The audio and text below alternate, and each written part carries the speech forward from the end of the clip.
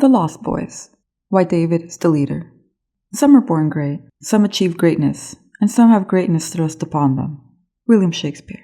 I received a comment a long while ago about making a video discussing why David is the leader of the vampire gang and the Lost Boys. My first reaction was that this question did not need a full video, mostly because, in my belief, David is the leader because he is played by Kiefer Sutherland. But I saw some other people in the comments seem to be on board with the topic, so I decided to give it some further thought. That meant I ended up having to do some research on what makes someone a leader, which, thank you, hopefully will help me in my own life aspirations and day-to-day job in a management position. However, I don't honestly think I have a lot to go on here because our view of David in the film is limited. He is not the protagonist. We don't know pretty much anything about his history at all, and now he's dead. For this video, I rewatched the movie, no hardship there, reread the novelization, yep, I own it, reread the graphic novels, so you don't have to, and lastly, I read the prequel screenplay by Eric Red and Joel Schumacher, theoretically, or allegedly, called The Lost Boys, The Beginning, which was supposed to be the prequel.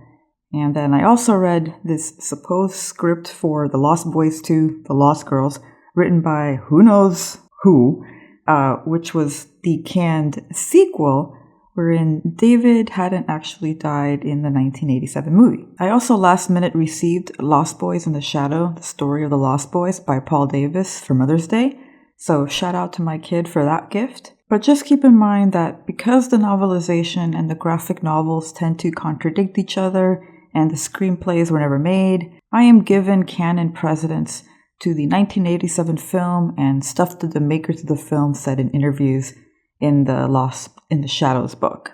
Be forewarned, spoilers ahead. This video is made for commentary and analysis. Prelude. David is not the leader, Max is the leader. I just want to get this part out of the way. Max is the head vampire, not David. That's why killing David did not restore Michael, Star, and Laddie to full humans. David didn't choose to make Michael a vampire. Max told him to do it in order to get Lucy to accept being a vampire in order to be with her children. It would appear that David decided to go after Michael and the others when Marco was killed. I don't think he checked in with Max about that at all because killing Michael and Sam would ultimately have been against what Max wanted. So yes, it looks like David made an executive decision here on his own. If David had checked in with Max, I believe it more likely that Max would have said, wait until Michael and Sam return and then they could all go kill the Frog Brothers together as a family. Like Max, I am also a single parent, so I think I know where he was coming from. David is the leader of the Lost Boys. The org chart looks something like this, where David leads his little gang, but he answers to Max. So then why is David the leader of the gang of vampires? It's hard to say without doing some serious guessing and semi-fanfiction writing on my part. We don't know enough about any of their backstories. Even reading the alleged prequel screenplay that was allegedly written with the Lost Boys director Joel Schumacher, David is already the leader of the small gang when that movie would have started. In the Lost in the Shadows book, the director gave no answers. Quote, David is in charge, but really it's Max that's running the show. I mean, how did David become David? He had to have been turned by someone. According to the book, there was also an unshot post-credit scene where in the vampire cave that used to be the fancy hotel, there was a painting depicting Max talking to some younger boys. And you can interpret that how you will, but it would give you no definitive answers as to why David is the leader. I also realized while doing research for this video that there is a difference as to how David might come off to outsiders instead of how he comes off to his own crew. We see David from an outsider's point of view. But the few times we do see David and the Lost Boys interact, they seem really friendly. David does not come off as a tyrant to the group. They seem to really like each other. So based on what we do know, let's look at David and what leadership qualities he does have. Part 1. Qualities of a leader. There are a lot of different ideas, but I'm going to go through some of the most common ones I found on the internet. Intelligence. Is David intelligent, or the most intelligent at least of the Lost Boys? I'm not sure anything in the film really indicates either way if he is. He's not completely stupid, or at least he doesn't come off that way. He knows he can't really trust Michael. It wasn't his choice to make Michael a vampire. That was Max's decision. He did ultimately get them all killed, so maybe not the most intelligent person. Sorry, babe. You know I love you. Self-confident. I mean, yeah, David doesn't ever appear to second guess himself. Determined and decisive. He was pretty determined to kill that whole family. Approachable. Oh my god, no. But maybe the other vampires feel like he is approachable to them. Accountable. I don't know. He doesn't deny that the others dying is partially his fault on some level, but neither does he say it is. There's not enough information here. Future thinking. Well, no. It's not his idea to turn Michael. Was it even his idea to turn Star and Laddie? No clue. Again, he got his whole team killed also in the end. Delegates responsibility. Sure, he sent Star to kill Michael. That didn't work out, but he did delegate the responsibility. Respectful. Oh my god, no. Maybe he's respectful to the other vampires. They seem to really like him, like I said, and enjoy hanging out with each other. Honest. Absolutely not.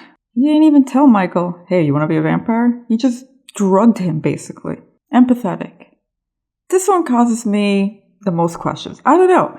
I think the first instinct is to say no, but that is as much speculation as it would be to say that he does have empathy. He's not happy Marco died. Did he try to turn Star and Laddie to give them a better life? I don't know. And even after Michael's friends killed all the other vamps, he still wanted Michael to be a vampire with him. So, I don't know. Maybe a little? So as far as good leader, I don't think David really ticks all the marks. Part 2.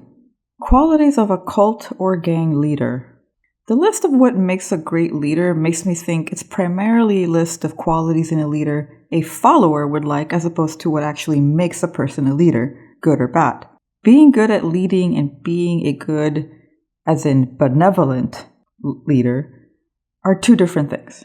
The more I thought about it, the more I came to the conclusion that while David might not be some great quote-unquote leader according to the internet, he could be a charismatic leader to his small insular group.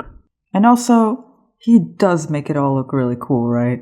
So maybe David is more of a cult leader instead of a regular leader. Looking at the Lost Boys in the eyes of a cult or gang, it made sense in a way. People brought into the small insular group where everyone else outside of it is inconsequential. Outsiders are the enemy. To the Lost Boys, they're just food. David and the Lost Boys seem to generally like each other. They just seem to generally like Star and Laddie and took them in for whatever reason. Michael is like a cult or gang member that is brought in. He was ostracized by society or hurt in some way. Yes, I am seriously reaching here. And while Max might be the actual leader, David would be like a primary recruiter, the one that seems less threatening or has the ability to sucker people in. So here I look at David the way I would look at a cult or gang leader, which I'm going to differentiate from the qualities of a good leader by just stating that for a cult leader, there isn't necessarily an interest in the good of the individual cult members, but just themselves and their power. Charismatic. We can all agree David comes off very confident. Michael noticed David not just because Star got on his bike, but David stared him down, goaded him into a motorcycle race. David sits on his throne and tells the others to bring him food and wine. Make the other person feel important. David practically ignored everyone else when Michael was around. Love bombing. I'm going with yes. They went from potential enemies to partying and come join us, Michael. Be one of us, Michael. Decisive. David is not hesitant whatsoever in his decisions in this movie. He turned Michael and then went after his family. Make promises. You'll never grow old, Michael, and you'll never die. Desensitization. Shock value. The noodles, the train, the vampires eating surfer scene, all very shocking things, at least to a non-vampire like Michael. So David might not be a great leader, but I think he qualifies as having the qualities of a cult leader. People who join gangs or cults, one of the most common reasons is because they are looking for a sense of belonging and identity. And while Michael's main reason for going along with David was because he wanted Star, Michael is a stranger in a strange town. He's been uprooted from his home and now he has to figure out how to make a life in his new city, in this new state. He would be prime cult member recruiting material. Part 3. David as Peter Pan, leader of the Lost Boys. When The Lost Boys was first being pitched as a vampire movie, The characters of the Lost Boys were supposed to be child vampires. The title is a play on the story of Peter Pan and his gang, the Lost Boys, the children of Neverland who never grow up. In the earlier versions of the script, this is even more blatant. If you don't know, Peter Pan is the leader of the Lost Boys. He brings this girl Wendy to Neverland to be the Lost Boys' mother. Wendy has 2 younger brothers named Michael and John. However, for various reasons, the vampire Peter Pan idea was changed a bit. Also, director Joel Schumacher suggested it would be better if the characters were not children and instead were sexy guys who looked to be in their late teens and early 20s. And I appreciate you, Joel Schumacher, for your bold choices. Still, some of the ideas of Peter Pan and the Lost Boys remain. These vampires will remain young forever. As the tagline for the movie says, never grow old, never die. Because Peter Pan was the leader of the Lost Boys, David is Peter Pan. According to Wikipedia, Peter is an exaggerated stereotype of a boastful and careless boy. Peter has a nonchalant, devil-may-care attitude and is fearlessly cocky when it comes to putting himself in danger. I think if I described David as cocky, nonchalant, and careless, most people would agree with me. David can also fly, just like Peter Pan. Trying to find why Peter Pan is the leader of the Lost Boys led me to this quote from the book Peter Pan and Wendy. The boys on the island vary, of course, in numbers, according as they get killed and so on. But when they seem to be growing up, which is against the rules, Peter thins them out. What does this mean? What does thin them out mean? Does Peter kill the Lost Boys if they get old? That is one interpretation. And now David looks like a better leader to follow. Part 4. David is played by Kiefer Sutherland. Okay, so now that I'm back from my Peter Pan tangent, let's talk about where we started, or where I started when I received the request for this video. And that's that Kiefer Sutherland is played by David. David is the leader of the Lost Boys because he is played by Kiefer Sutherland. An award-winning, incredibly attractive, charismatic star of both film and television for decades with a mischievous look in his eye that can only be replicated by his own father. And before anyone else says it, okay, yes, Kiefer is technically a Nepo baby, but he's been around for decades. I think he's proved that he can actually do the job. And I would dare say he is very good at it. And that's also why it should be, in my opinion, near impossible to remake this film, because who are you going to cast that can compare to Kiefer Sutherland? I say that as a person who enjoyed watching Lost Boys 3: The Thirst. And I welcome any other sequels or films set in this universe. But a remake? For the love of God, please no. Conclusion. Why is David the leader? I said a lot in this video, but I really think it's just because Kiefer Sutherland has a presence about him in this film that is hard to look away from. David wasn't even supposed to die. He was supposed to be faking his death, and then the Lost Boys 2 would have him coming back. Max might be the actual leader, but we never see David and Max interact on screen as a vampire family. Just that one scene where Max tells them not to come to the video store. I would have been very interested to see how they spoke to each other, because all the Lost Boys looked at Max with a smirk. But David lingers, given the impression he doesn't really follow any rules Max sets, and that David doesn't like him. David might not be a very good leader, but it does look like he has the qualities of a cult leader. Any other ideas of why he might be the leader? Purely speculative on my part, because we don't have any other information, unfortunately.